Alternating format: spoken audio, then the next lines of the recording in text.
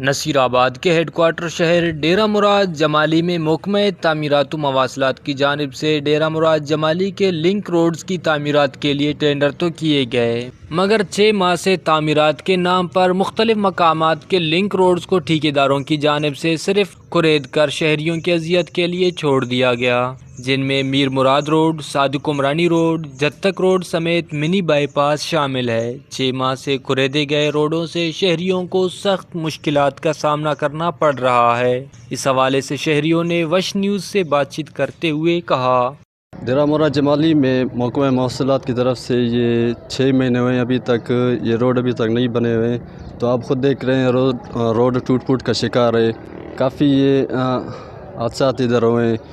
تعمیرات کے نام پر روڈوں کو خریدا گیا، لیکن ابھی تک وہ کام نہیں ہوا ہے۔ آپ خود دیکھ رہے ہیں روڈ ٹوٹ پھوٹ کا شکار ہے، عوام کو بہت سخت مشکلات ہے آنے جانے میں۔ حکومت بلوچستان سے گزارش ہے تو اس پر نوٹس لیا جائے۔ شہریوں نے کمشنر نصیر آباد ڈویژن اور حکومت بلوچستان سے اپیل کرتے ہوئے کہا کہ محکمہ تعمیرات و مواصلات اور ٹھیکیداروں کی لاپرواہی و غفلت کا نوٹس لے کر جلد از جلد لنک روڈز کی تعمیرات کو مکمل کر کے شہریوں کو سہولیات فراہم کرے۔ کیمرہ مین معشوق رند کے ساتھ ریاض بلوچ، وش نیوز، نصیر آباد۔